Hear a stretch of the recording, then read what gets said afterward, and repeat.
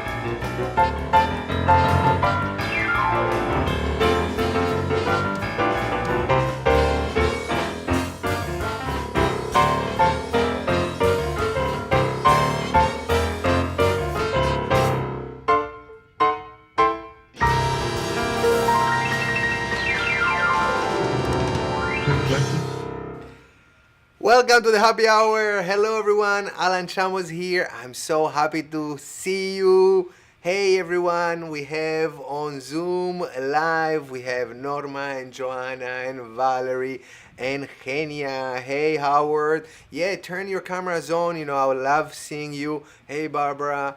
And more of you. Yes. And tell us, put in the chat, where are you joining from? I would love to know. We had people from all over the world, even from New Zealand. So welcome. We're going to have some fun today. We have an amazing entertainer joining us. He's super funny. It says the network bandwidth Yes. is low. Okay, so some of you have a low bandwidth. I hear that. All right, keep yourself muted during the show. You'll be able to hear everything, see everything. I promise it should be great. And as always, I have with me since back September 2020 when we started with this project, have an amazing talent, a pianist that joins me every time from Las Vegas, from his own studio, his own theater in Las Vegas. Please welcome Ryan Ahern. Hey, Ryan. What's going on, Alan? Long time no see, brother. Yes, How long have you been? time. It's been over a month, no? Last one we did Yes. was February. Yes. That's right. Yeah, Yeah, so a lot's happened since then. You've been doing some traveling, I hear. yes, I've been performing, and I went on vacation with the family. We just got back Okay. Sunday. We were in Nice. Argentina, beautiful. We went to the south. I rented a cabin, But you know what? Traveling with a Wow. baby these days is very complicated, and Yeah. we all got the flu in the cabin. No. Yes, Oh, my yes. So we goodness. all, the baby Okay. had the fever, and then my dad got it, and everybody, I got it. And then when we got back to Buenos Aires, we realized, hey, it's not the flu, it's the COVID. Yay! Really? Yes. Oh my God! I wasn't expecting that. My goodness, I'm sorry. I wasn't expecting that All right. either. Yes, but it's okay. I'm here. We all healthy. We got over it. We saw Yeah. the family. The family got to see the baby finally, and Yeah. everybody's happy. And now I need a vacation for real, like a bet. vacation I from the bet. vacation. But I think I want to keep it in the U.S. I don't want to deal with all this COVID situation, traveling far away. So yeah, that's what it is. Yep. What about All you? right. Have you I been was actually cruising? down in your neck of the woods. I was in Orlando for the last week. Anyway, last week I was there celebrating my birthday. It was my birthday on the 31st of March. That's right. So, Happy yeah. birthday. Thank you Yes. very much. Yeah. So I've been wanting to go to Disney World for like 7 years. It's been a long time. We always go to Disneyland, because it's just next door here from us. So Yeah. I've been wanting to make the big trip down to Disney World. So we did that and spent the whole week walking 100 miles around the parks. It was great. Yeah. Okay. Awesome. I know that you're a big Disney fan. I am. I Yeah. am. I do. yeah. I'm a huge Disney fan. So what park do you go when you go? You go like to the Yeah, Disney I go to all Disney. of them. Yeah. Yeah, you got to start with the Magic Kingdom Park. You know, that's kind of the original stuff. Oh, I That's the copy of the Disneyland Park, of course, and then Disney Hollywood Studios is next, and then of course Animal Kingdom is a great time. And gosh, what's left there? I don't know. forgot what Somehow the I fourth don't one is. imagine you in you know in the Epcot, in yeah. oh yeah Epcot. I don't imagine you in the how do you call it with the castle with the those big teacups that spin around. You sitting Are you inside of the kidding? one of those You can't imagine me? Oh, babies yeah. next to you. I don't know. I don't know. Maybe that's I, where the kid comes out in everybody. That's really when it's true.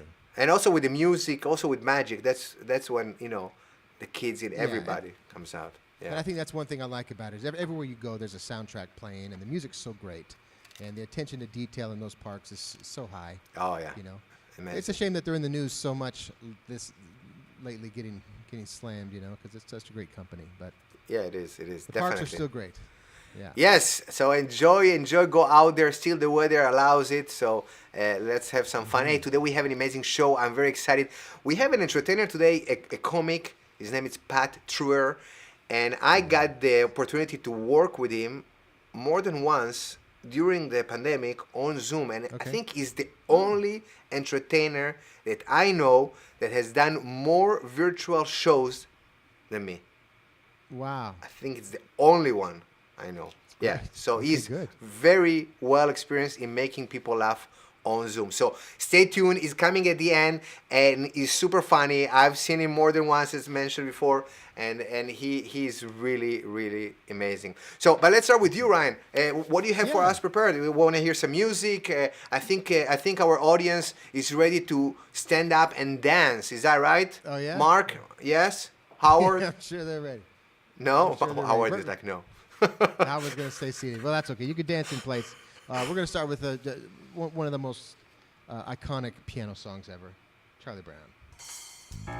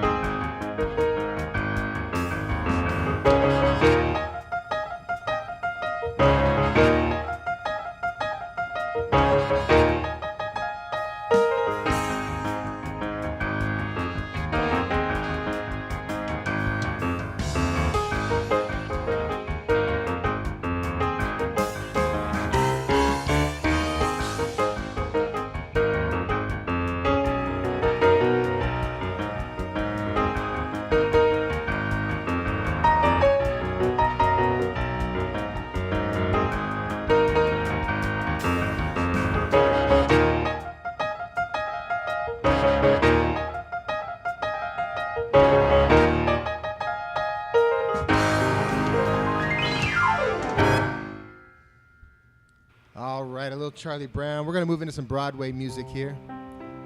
One of the most requested songs of any piano player, I'll tell you that.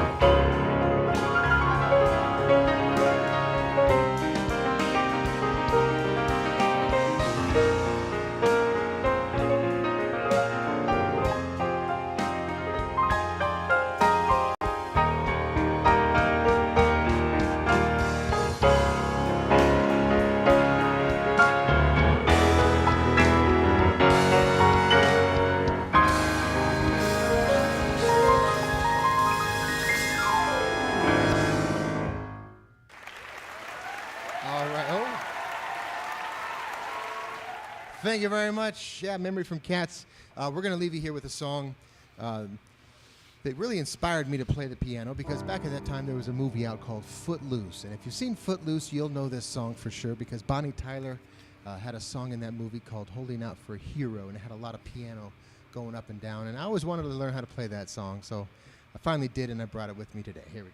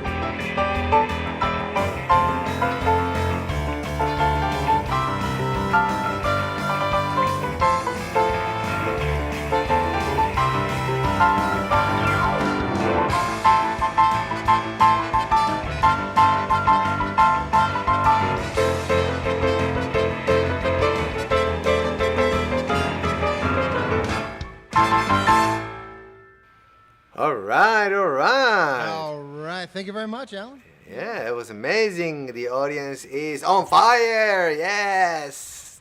Thank you, Ryan. It's a good way to finish it. Stay with us. Stay with us. Hey, I'm about to do something that it's been a long time since I do it. I'm going to try and connect with somebody here in the audience as a mentalist. You know, a mentalist, for those who don't know, is like a magician with some mental issues.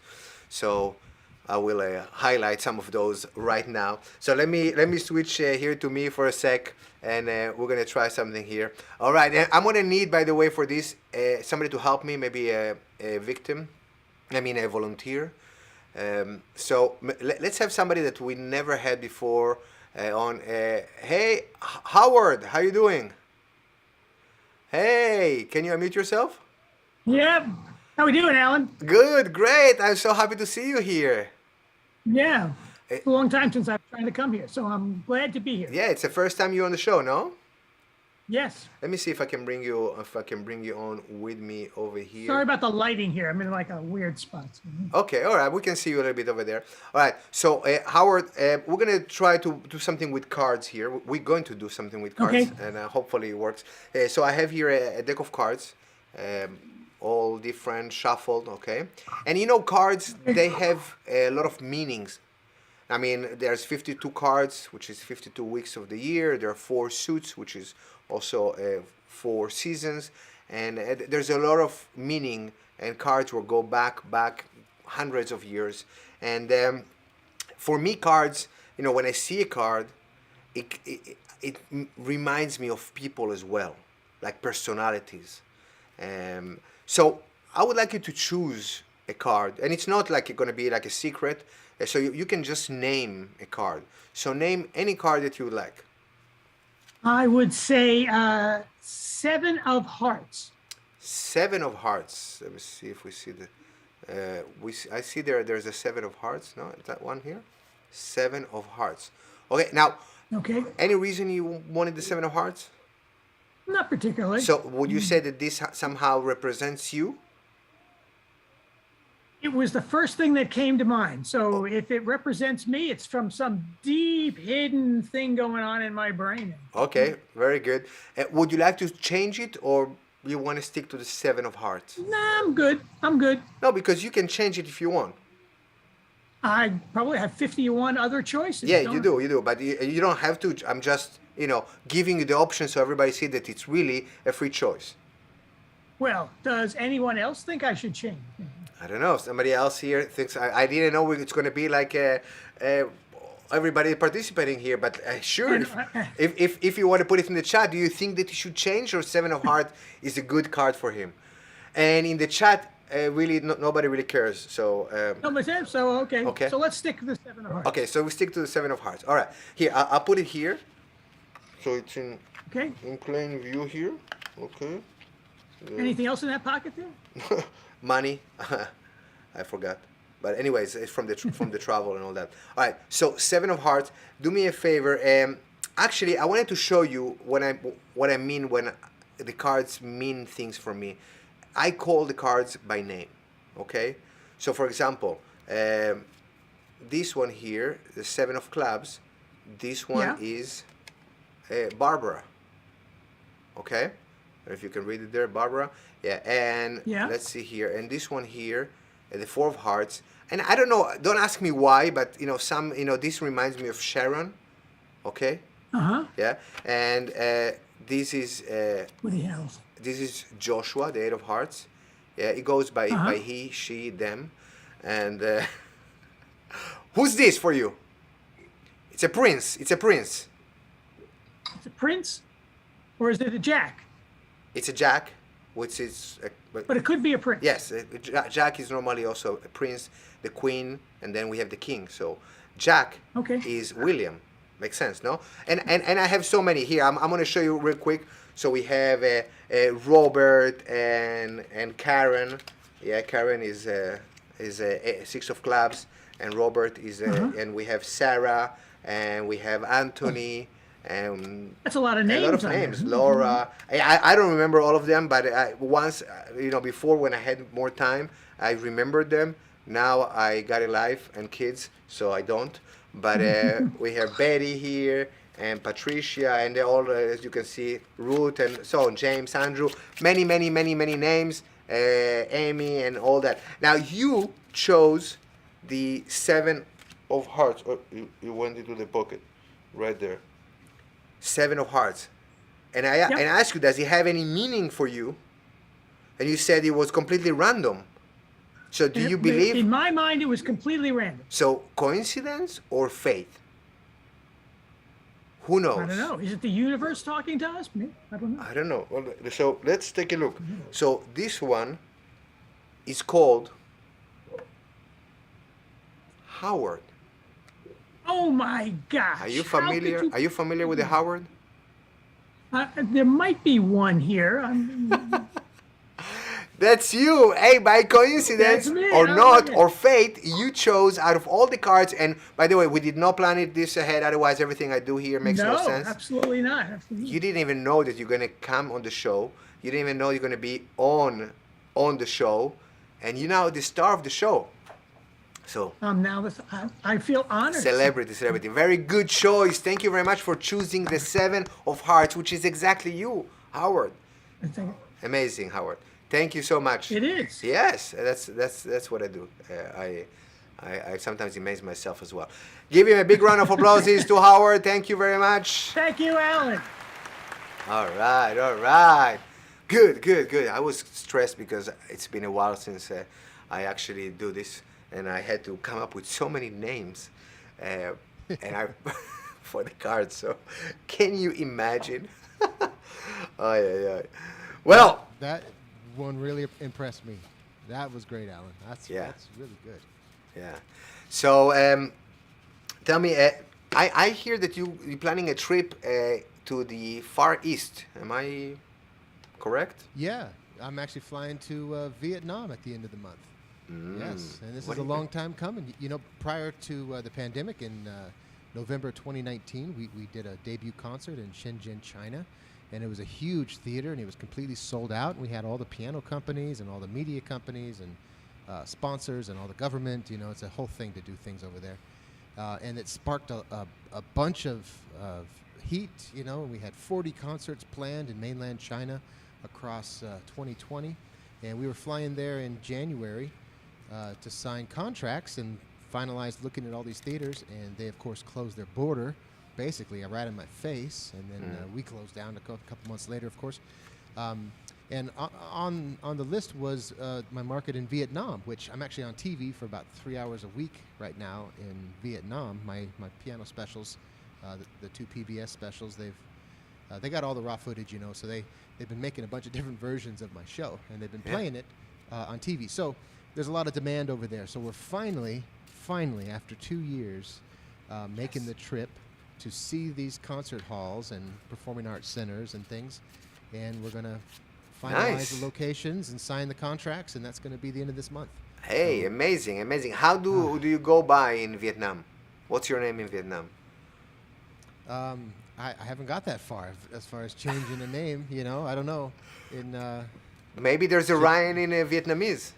There might be, yeah. I'm You sure they're should gonna check it out. You should check it out for choose sure. one for me.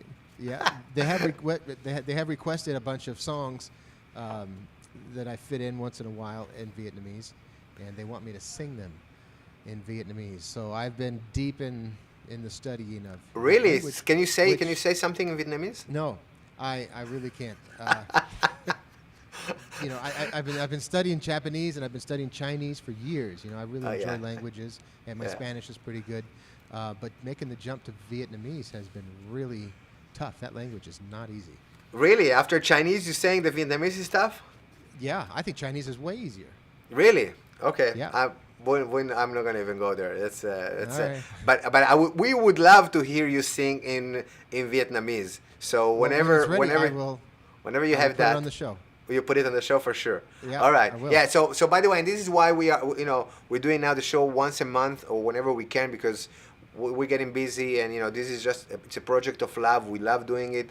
We love you that you join us. Thank you very much, and we would like to continue doing it whenever we can. So it's really hard scheduling my time, Ryan's time, and also an entertainer's time. That you know they come on, they are not getting paid for this, and sometimes they have a gig, or you know, it's really hard to plan right now. But we're doing our best. We're gonna plan something for May as well. And but hey, today I said we have a very funny comedian. So I would like to introduce him, and we'll have first like a quick chit chat, okay?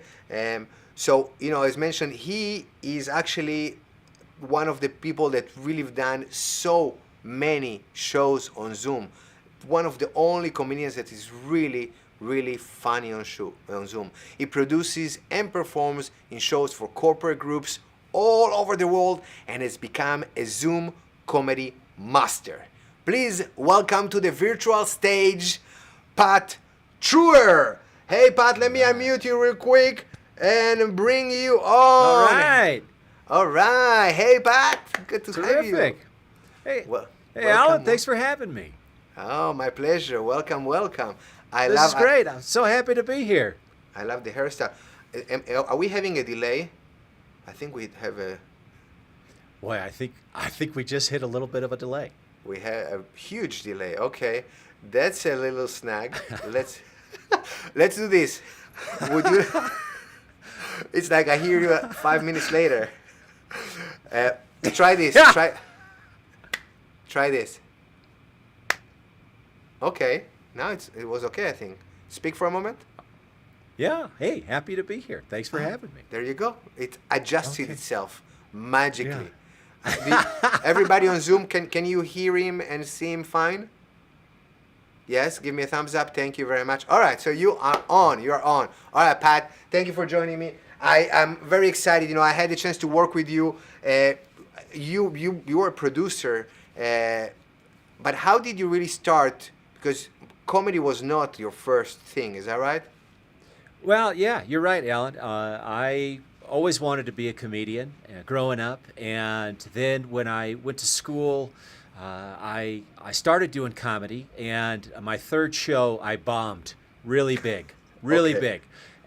And, We all have one and- of those. Yeah, and I never, and I didn't, not never, I never got back on the horse for 10 years. It took me to get back on the horse, and instead I went into the working world. I had a corporate job. I went and got my master's, and I just grew to be incredibly unhappy in life just because I realized I was just in the pursuit of money and not my true passion of just making people happy and laugh. So I left the corporate world. And I just went right into comedy. Just one day I said, I'm done doing the corporate thing. And so then I went from having meetings with generals of foreign air forces to going to open mics. For anyone watching, an open mic is one of the most miserable experiences you will ever have in life. It is where you go to a dingy bar and you sign your name on a list and you wait your turn through other performers who are trying to just smooth out their craft and just do what they love, but it's so painful. And you constantly question, is this what I want to do with my life? And right when I started to kind of hit my stride in comedy, I formed a company because I knew the corporate world, and I thought, wait a minute, I can bring clean comedy shows to corporate groups. And I was living in Chicago at the time. We started to try to sell our services. Everyone said comedy's way too risky. We can't bring comedy to a corporate event. And right January 2020, we got our first gig for a corporate group. And then, yeah, Timing. and then Timing. yeah, right, which is key in comedy, right? So, Yeah. and thankfully, like after 2 years of trying to sell our services, all of a sudden everybody was on Zoom, and we started receiving phone calls asking us, "Hey, Pat, do you think you could bring some comedians to our corporate Zoom meeting?" And I said, "Absolutely." So we started off and just was learning the way of Zoom, right? Obviously, could be very awkward, not being able to hear the audience many times, dealing with people with low bandwidth issues, and just working our way through. And then obviously there's always the favorite unmute stories, right? Countless shows where people, we sign on and we say, hey, if you're able to be unmuted and you're engaged, wonderful. We've gotten people. We did a show for a charity group, for example. Yeah, I'm a good person, thank you. And it was free, and it was a counseling center. And right as I'm just opening the show up, we hear from one of the counselors had unmuted, and they're having an active counseling session. We hear, well, that's what happens when your boyfriend drinks. How many times we're going to have to tell you about this? And it was, okay. So we had so many experiences like that, but we thankfully have worked through them, and we've able to do over 300 shows over Zoom for about 50,000 people all over the world, and still counting. And so it's been a wonderful tool to just spread joy and laughter, which is just ultimately makes me happy in our transition to entertain people with comedy. It works essentially in any forum, and that's what we've learned about the evolution of comedy through Zoom. Yeah, no, and it's really hard to be funny on Zoom. This is like super, super complicated. Yeah, it is. It's a totally different ball game. You have to, the timing, obviously, as we just experienced, sometimes you get a lag, so you have to constantly adjust on the fly.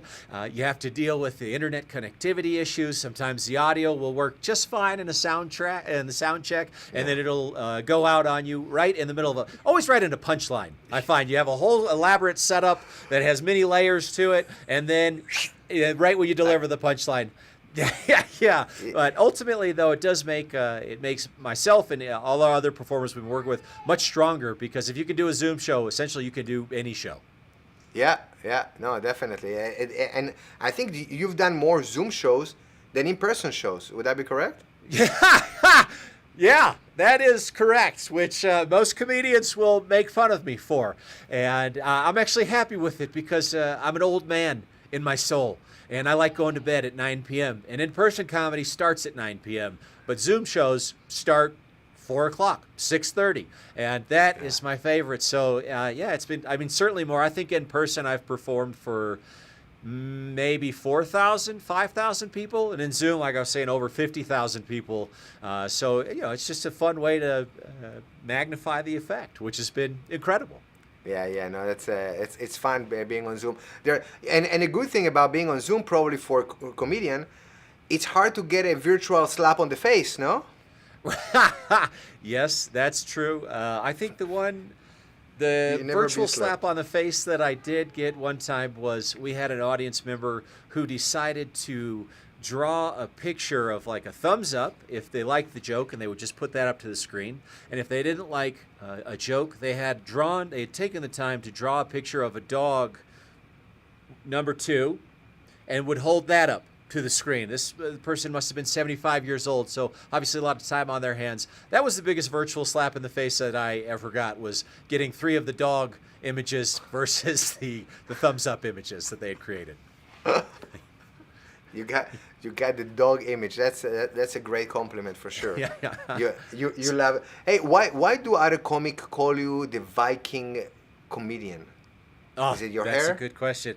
Well, the hair comes into play. I have a rather unorthodox history in comedy, in that I came up with comedy, came up through comedy doing bar shows, which if you've been to a bar show, most times no one knows there's an actual comedy show going on that night. So you've got a few local drunks. You have people who came who haven't seen each other in a long time and just want to catch up.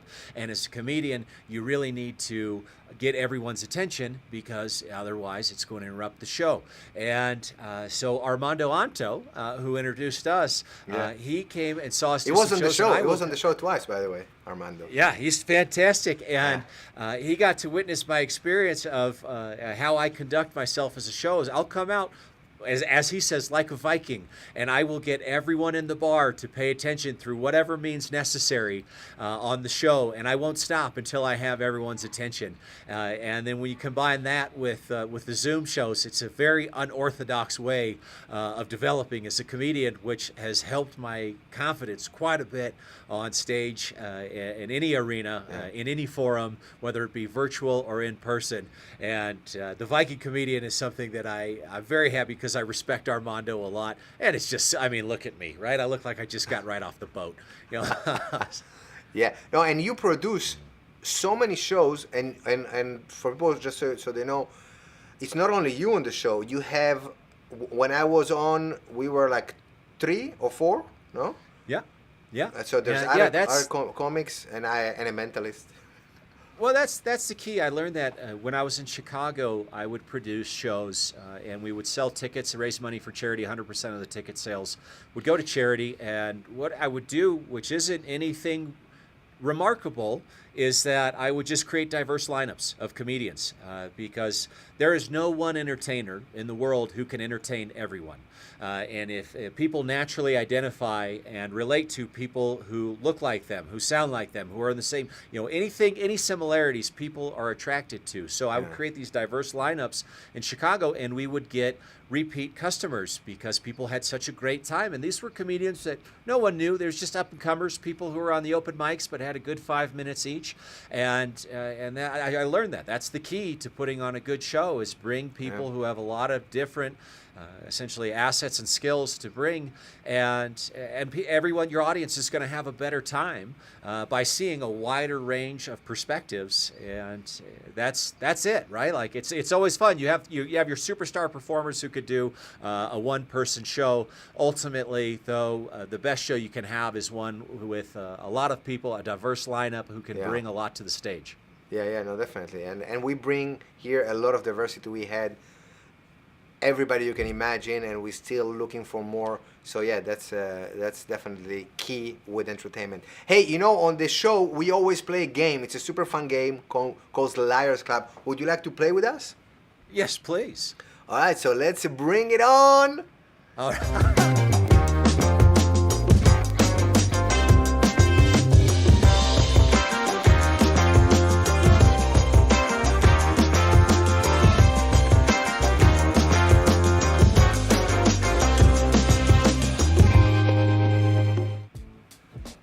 right. All right. Hey, we're showing already some. Okay, let me imagine that you didn't see any of that. Okay, let's return. Let's go back in time. Okay. All right. Okay. So Ryan, would you like to tell us how do we play the game? Absolutely. It is that time of the month again. to play Two Lies and a Truth, also known as the Liars Club. And basically what we're going to do is give you 3 definitions to a very obscure word, a word that you definitely haven't used in your life. And our very talented producers have scoured the Webster and Oxford dictionary to find words that are just impossibly uncommon. So we're going to give you a great word today, and we are each going to give you a definition, and it's your job to choose who is telling the truth, because one of us has the right answer and the other 2 are just plain full of it. So Alan, why don't you give us that word yet again? For the first time, the word today is Quag swag. Quag swag. Quag swag. Quag swag. Yeah. All right. Quag swag. You know, I have used this word many times in my daily life. Yeah. So, I'm very brainy like that. So. Oh, Quag okay. Swag and yeah. Should I go ahead and? Yeah, give you go the ahead. Tell us. definition? Tell us. Yeah, You already so- started. Tell us. What's the definition of quag swag? We would love to know. Well, it's like a quagmire. But quag swag is when you're trying to balance a couple of things. It could be some situations. It could be things at work. It could be things at home. Anything. Anytime you're trying to balance something, you're in the middle of a quag swag. And no one knows how it's going to work out or which way it's going to go. But when you're in the middle of it, you are definitely in a quag swag. Okay. So, and can you also use it like quag swagging? No. I'm in the middle of a quag swag. Okay. All right. Quag I swag. don't really believe it, but hey, it sounds. No, it's true. It's totally true. Yeah, it sounds convincing. Pat, what do you think? What's the boy, meaning? This is an easy one. You know, here in Colorado, obviously one of the first states to legalize THC. As the story goes, is there was a gentleman by the name of Bill Quagmire, awkward fella, and he was notorious for distributing just the worst THC cannabis products of all time.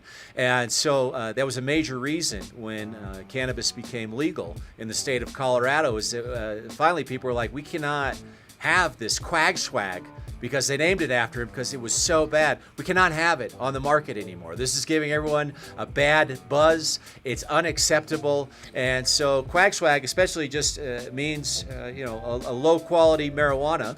And, in the THC community, some person gets an idea. Sometimes they take action on it. So they got it to be a part of the Oxford Dictionary. Quag swag, low quality marijuana. Okay, well, that became a jargon in Colorado, I guess, in the places where it becomes legal. So I guess that you never smoke quag swag. No, I only eat edibles. That's Are there quag swag edibles? Can you- yeah. Usually that's when your friend who has a lazy eye brings you something that is like a burnt brownie, and this is quag swag for sure. I'm not touching that. Okay, all right, quag swag. Actually, that is kind of more convincing than the first one. Sorry, Ryan. But now I'll tell you guys what's the real definition of quag swag. Quag swag is when you refer to a person that is kind of, this guy is a quag swag. Somebody that is weird, eccentric. Sometimes I can be a quag swag. Us entertainers, and probably Pat, you probably know a lot of comics that are quag swags. Ryan, you own cruises, so you know a lot of quag swags for sure. Okay, Clearly. so that's what it is. Somebody that is very eccentric. So basically, an eccentric person would be the right definition of quag swag. Okay. Let's see what the audience thinks. The audience at the end of the day, they decide who they believe. So let's put up the poll, and so everybody on Zoom, be ready. Okay, I'm launching here the poll. You should see in front of you the options, okay, and you can vote. Just click on the one that you believe is telling the truth, okay. And wow, this is a tight race. I see it here live happening in front of me. Okay. I had no idea I'd do so well. Very nice. Wow, everybody voted. That's amazing. Actually, I'm gonna end the poll and I'm gonna share it with everybody. So according to our audience, nobody believed me apparently. Only one person. yeah? Only one. Probably my mom. Yeah, thanks, Mom. Yeah, thanks, Mom. So yeah, I'm sharing the results. And then second, by very, very close margins, okay, is Pat. And hey, Ryan, people Hey. believed you. Well, Yeah. rightfully so. See, we got a brilliant audience out there. I keep We telling have a you. very, honestly, we do nobody have a very beats our smart audience. audience. We do have a Yes. very smart audience. Many times they get it right. So, let's bring in Karinka, because honestly, we don't even know what's the right definition. I don't know what's the right definition because I told No, we my production assistant, hey, don't tell me. I don't want to know the answer. Nobody knows the real answer. We will all just say something and without knowing. So that's what it is. So it's more convincing. So Karinka, can you come on? Hey guys, how are you? Awesome. Hey Karinka, good to hear from you. So tell us, was the audience right? Well, Ryan is telling the truth. Yes. Wow, you guys got it. Very good. Good job. All right. We have a See? very smart audience. Yeah, but let me tell you, good job, Pat. You know, by one. By one. I think It that was might a even catch on. It was a very, very, yeah. I think from now on, you should start, adopting it in Colorado. It's like, don't give me that quack swag I don't weed. want that quack swag. Yeah, I don't want I that appreciate quack the swag vote of weed. confidence. It was convincing for me. Okay, it was convincing for me.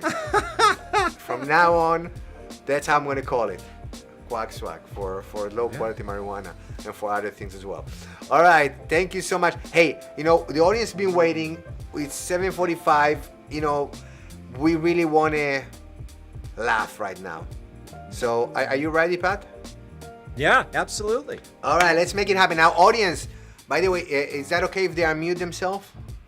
Yeah, that would be wonderful. Whatever Okay. everyone's comfortable with sounds good to me. Okay, so if you can control the environment around you, if you don't have like a loud baby like I do, or a dog that is barking, please unmute yourself so Pat can, get the laughs, okay?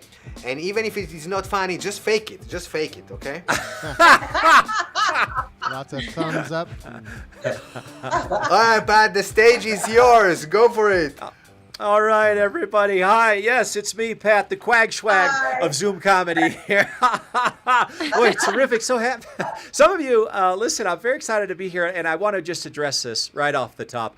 I am fully aware that I am what the Thor movies would look like if they were made by PBS instead of Marvel. Okay, we could just get that one out of the way.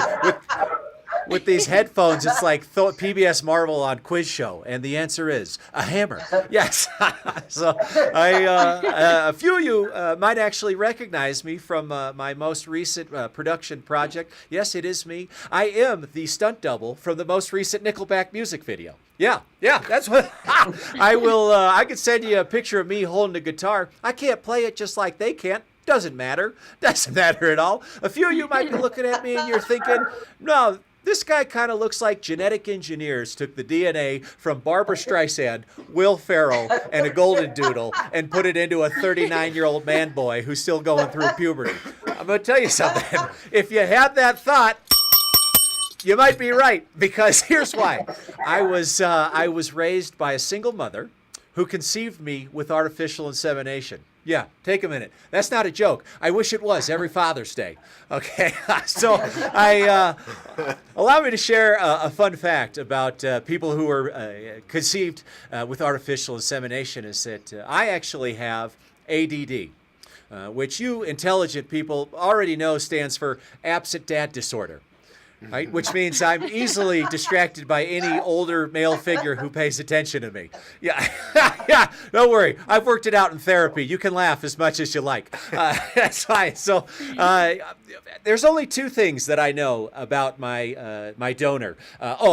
Donor, by the way, incorrect turn. My biological father was paid for what he did. So let's get that one right off the map. Is that I know that my biological father can curl his tongue just like that because my mom can't. Thank you, high school biology class, for teaching me that. And the second thing that I know about him is that he was a medical student. Don't know if he graduated, which, looking at me, probably not, a real quag swag. Right, so basically, at this point in my life, my biological father could be Dr. Fauci or Dr. Dre. And at this point, I'm just hoping for a washed-up actor playing a doctor on an infomercial trying to sell Extends pills at 7-Eleven. I'd be happy with that. That's it for me. So some fun facts about your old buddy Quag Swag Pat is that I got engaged. Yeah. Oh, okay. Well, all right, too. Terrific. Thank you very much. Yes. And it's been a lot of fun. And this past year, I gave my fiance 2 things that she is never going to forget for the rest of her life. And the first thing that I gave her was an engagement ring, which was a family heirloom, AKA free. And don't worry. She's already lost it, so happy it was free, right? By the way, if you lose an engagement ring, you can rent a metal detector at most pawn shops. That's a fun fact for you today. Okay, Pat, back to the... And the second thing that I gave her this year that she's never going to let me forget is COVID. Yes, and the good news is with the money that I saved from the engagement ring, I was able to buy us 2 matching ventilators. We had, what you got to know about me is, yes, while I'm the Viking comedian, I'm not a tough guy. I don't own a gun. I don't know karate. I can barely spread butter on toast, and I'm unable to protect our home. If someone breaks in, we're done. I've got a fear. I lock the door. I check to make sure the door's locked every night, at least 3 times, every night. And but when I had COVID, I have never felt better about my ability to protect our home. Because here's what we did: we took my test results and we just plastered them right on the front door, and I actually just left the door open. And then the plan was, if anyone broke in, and before I proceed, what you got to know about me is if you ask my fiance what I am really good at in life, it is open mouth breathing on people when I'm sleeping. And so the plan was, if anyone broke in, she was going to jump on my back, grab my locks like Daenerys Targaryen, mother of dragons, and I was just going to, the jewels are under the pillow. And that was our security system. Beat that, ADT. So, during the pandemic, we had a lot of time to talk, the fiance and I, and we had the celebrity crush conversation. All right, and let me tell you something. My celebrity crush is Matthew McConaughey. All right, okay. And her celebrity crush is Matthew McConaughey. All right, and that works out real nice for both of us because I look like Matthew McConaughey's third cousin who eats Krispy Kremes every day for breakfast. So the first thing we did when we moved in together is we immediately went to Bed Bath & Beyond, and we purchased a weighted blanket, an autonomous robot vacuum who we named Winston, Winnie for short, and we also got an air fryer, which, as many of you already know, that completes our master certificate in being white. And if you are not familiar with a master certificate in being white, it is simply a 20% off coupon from Bed Bath & Beyond, framed in a frame that you bought at Bed Bath & Beyond. Why do we spend $300 on a frame from Bed Bath & Beyond? Because none of us want to be on peopleofwalmart.com. And, you might be asking yourself right now, well, if that's a master's certificate in being white, what is a PhD? Well, that's a great question, class. Let me tell you, the PhD in being white is when you buy a frame so expensive, the only purpose of the frame is to frame the receipt for purchasing the frame to show off to your friends when they come over. You say, yeah, this is it. That's our autonomous robot vacuum. That's our weighted blanket, and that's our $500 frame. The missus even asked to speak to a manager that day. That's so. It's been real fun. we came up with the dumbest stuff during the pandemic, and we realized that the key is to a successful relationship. It's not communication. It's not love. It is just not caring about facts. Yep, that's it. You heard it right here. This, some people are let facts drive their emotions. That's me. And other people let emotions drive their facts. That's my fiance. And so where you meet in the middle is, you just don't pay attention to the facts. I'm not talking January 6th, storm the Capitol, don't pay attention to facts. Okay, but most facts, just toss them right out the window. That's the key to a successful marriage and love. Okay, Pat, we get it. We're not Dr. Phil up here. So, we were talking with Alan, and yeah, I was in the corporate world for 10 years prior to being a comedian, and my job title was an international sales manager. Oh, you see how I did that? Yeah, let me tell you something. Anytime somebody waves their arm like this when they say their job title, it just means this is a load of verbal manure. That's all that means. I was really good at my job, not because I worked hard, not because of any sort of brains. I was really good at my job because I had no problem following older men into the bathroom at conferences to ask for their business card. Yep, that's the big secret. That's all it is. And it was great. I'm grateful for my experience in the corporate world because I got to travel all over the world. And I got to fly business class to Europe. And now that I'm a comedian, I fly Spirit Airlines. And listen, I'm going to tell you something. I have never met anyone who's flown on Spirit Airlines and afterwards said, you know what? That was really worth the money. If you're unfamiliar with Spirit Airlines, their business model is a low airfare, and then they charge you for everything else. A seat assignment, overhead baggage, being treated like a human being. And if you haven't had the pleasure of being on a Spirit Airlines flight, it sounds something like this. Ladies and gentlemen, this is your captain speaking. Our final destination today is somewhere you probably can't afford. We're anticipating a very turbulent ride here for the next 3.5 hours, so we're going to need to have your seatbelts fastened for the duration of the flight. Seatbelts can be rented for $300 every 30 minutes. Passengers needing to use the lavatory located in the rear of the aircraft. A number 1 is $10. A number 2 is $20. And to grab your ankle and beg your Lord for his forgiveness because it feels like Satan is evacuating your bowels is $666. Toilet paper is $50 a square and soap is $300 a pump. We're happy to report a record year of profits here at Spirit Airlines. And with those profits, we've been able to offer discounted airfares to families with newborn children. You lucky passengers have 50 of these angels on board. Earplugs will be available halfway through the flight for $7,000. And that is what it's like flying on Spirit Airlines, everyone. All right, everyone, that's going to be my time. Thank you so much again. It was terrific. Alan, wonderful time as always. Thank you again for having me. Thank you, Pat. Thank you so much. Hey, it was super funny, super good. Thank you. Hey, and if you want to hire Pat for your corporate event, we're going to put his link to his website on the chat. We're going to have it also in the description below if you're watching it on YouTube. So you can contact him. You can follow him on social media. I don't know, where are you at in social media, by the way?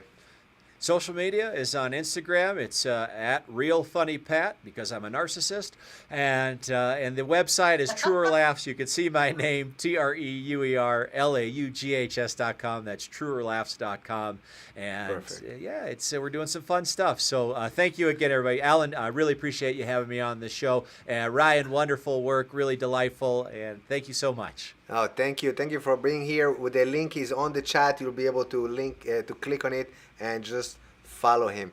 All right, Ryan, that was a fun show. And you are muted, I think. Let me see. Hold on one second. Oh, you know why? Hold on. I know why. Because you had to disconnect and reconnect. So let me just bring your piano. All right. Say hello. Looking good? Magic. Okay. This is Nice. part of Yeah. what's happening backstage here and everything. Yeah. All right. Ryan, for the next show, we still don't know exactly the date because Right. you are so complicated. It's a thing. I got. It's a thing, I have but it's going to be cruise contract. and- It's going to be May, hopefully, and we still not sure. We are trying to get an amazing entertainer. We're still waiting for an answer. So stay tuned. We'll send you an email, a reminder, so you can join us next week. So thank you everyone for joining us. I hope you had as much fun as we did. Thank you again, Ryan. Take it away, my friend. See you soon, buddy.